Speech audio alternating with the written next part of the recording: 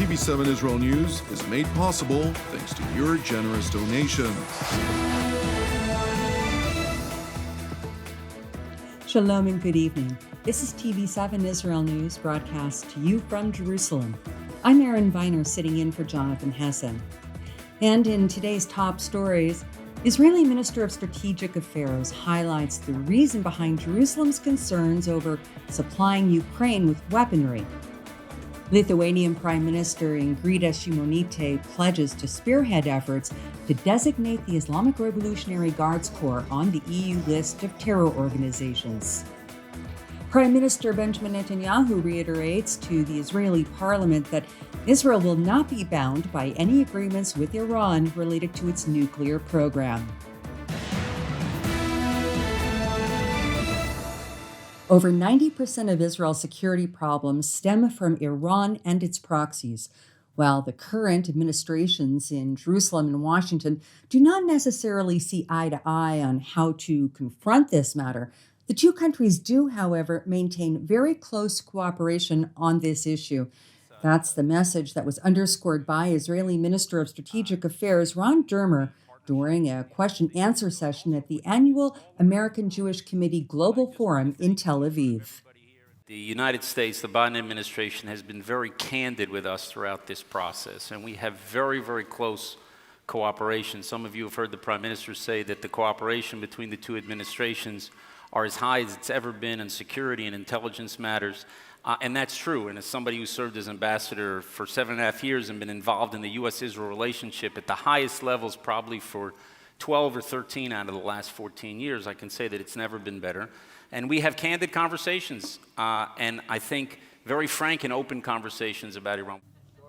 Even though communication between the two governments is evident, there is still a gap over policies and actions aimed at preventing the Ayatollah regime from acquiring atomic bombs.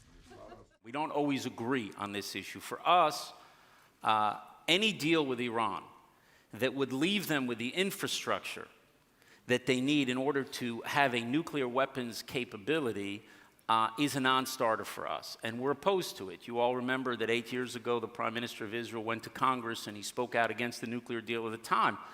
Now, then they were talking about a deal that had sunsets, remember? And it was 5 years and 8 years and 10 years and 15 years, and it sounded like a long time. Well, we've already passed the 5-year point. The 8-year point is going to happen this October when all the missile restrictions on Iran will be removed. Then, 10 years, centrifuge restrictions are removed. And then 15 years, there's no restriction on stockpile. So it's very important for us that if you're going to do a deal with Iran, either you remove the physical infrastructure that they would need to have a nuclear weapons capability, or you don't put those sunsets in place. That was the core problem with the deal, is that it had these sunsets, which means that all the restrictions on Iran's nuclear program would be automatically removed. And in those two words, you understand Israel's opposition. Here's what Minister Dermer had to say when questioned about exactly what type of agreement Israel would agree. So when I assess any deal, and when the Prime Minister does, or the Israeli government, we're going to look at, well, what is Iran getting and what is Iran giving up? Is Iran asked to remove its infrastructure? Is Iran asked to roll back its infrastructure? And what are they getting? So we know they're going to try to get money, and we know that they're not going to use that money to establish a GI Bill for returning members of the Revolutionary Guard, right? They're going to use that money to fuel their campaign of aggression and terrorism throughout the region, in Syria, in Lebanon, in Gaza, in Yemen, in all these areas where they're trying to essentially put a conventional noose around Israel's neck. And what are they giving up? And you just heard the Supreme Leader of Iran yesterday say that we're happy to do a deal. We're just not willing to change the infrastructure that we have. So what exactly is the United States getting for this deal? We know what they're giving, but we don't know what they're getting. So we'll just have to wait and see how it plays out. But freezing their stockpile would not be enough. I'm sorry? Freezing their stockpile would not be enough. Freezing their enrichment. Because then I think what it does is it means that you've reconciled with a higher level of enrichment in Iran. And we thought that was a bad idea then, and we think it's a bad idea today. The Israeli Minister for Strategic Affairs went on to re-emphasize once again that when it comes to Iran, Israel knows what to expect from the United States. Israel is not surprised saying we have an open, constant dialogue. I was just in Washington, and I met with the National Security Advisor, Jake Sullivan, along with our National Security Advisor, Tzachi Hanegbi, and we've had very candid conversations, and we're trying to do what we can to get on the same page as the United States, and we're going to continue to try to do that as this unfolds in the next few weeks and months. Minister Dermer was also asked about the impact that deepening ties between the Islamic Republic of Iran and Russia will have on Israel.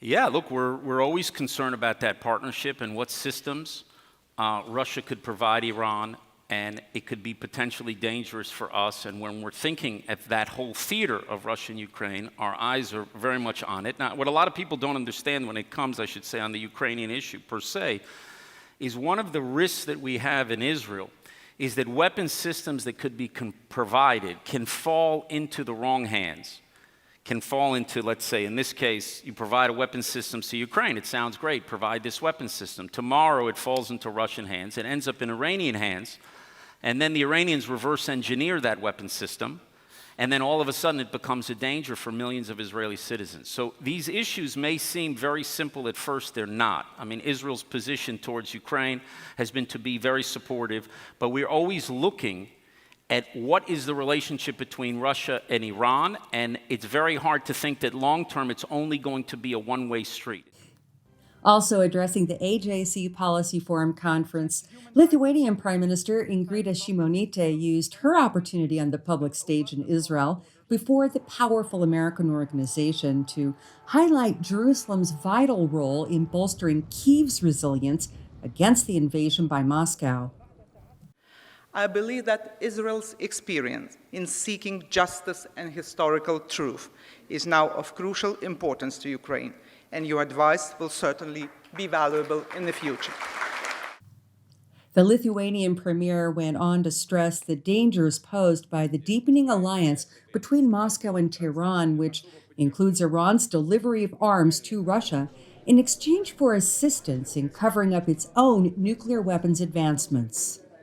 In the past year, during this brutal war, we have witnessed not only unprecedented unity of democracies, but also a growing alliance between Russia and Iran. Both pushed themselves to the status of outcasts and fully share the we against the decadent West worldview. Unfortunately, the status is also mutually beneficial to them. Russia gets access to Iran's weapons supply, and Iran at the same time a cover for advancing its nuclear program and inflaming regional instability. We are witnessing the spread of threats to the security of the democratic world. Prime Minister Šimonytė went on to highlight Lithuania's role in spearheading European Union sanctions against Iran's drone industries and pledged further action on the matter, alongside efforts to have the EU designate the Islamic Revolutionary Guards Corps as a terror organization. During a separate meeting with Israeli Prime Minister Benjamin Netanyahu, the two leaders emphasized their intention to strengthen relations between the two countries. I have to say that Lithuania and Israel have excellent relations, which are going to become even stronger, even better with your visit, and you're indeed a welcome friend here in Jerusalem. Thank you for receiving us here, and I can just echo what you said, and I think our relationship is special.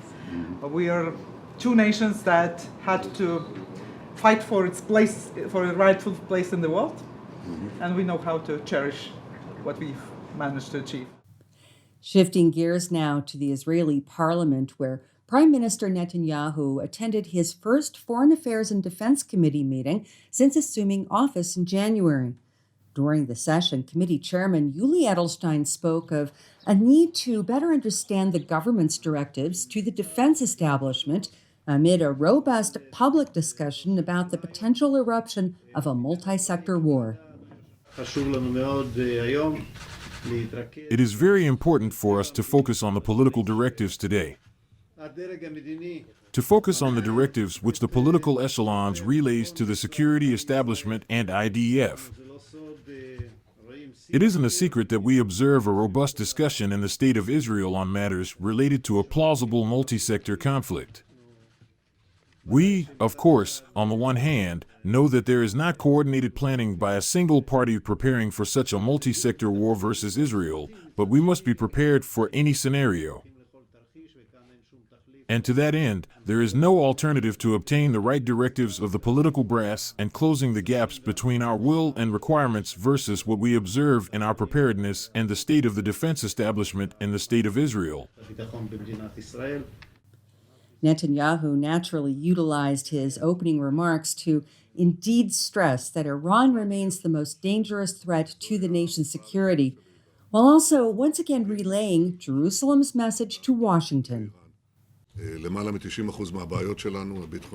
Over 90% of our security problems stem from Iran and its proxies, and our policy is aimed at increasing the circle of peace to stop Iran and its proxies. Our position is clear. No agreement with Iran will be binding on Israel, which will continue to do everything to defend itself. Our opposition to a return to the original agreement, I think it is working, but there are still differences of outlook, and we do not hide them, also about smaller agreements. We enunciate our policy clearly, both openly and in closed rooms. With one hand, we are working to stop Iran, and with the other, we are working energetically to expand the circle of peace. These pose major challenges and great opportunities for us.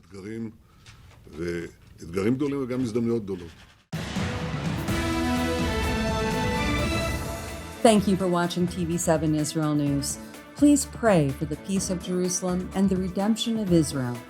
I'm Erin Viner, wishing you an Erev Mevorach, a blessed evening, and God willing, we will see you again tomorrow at the same time.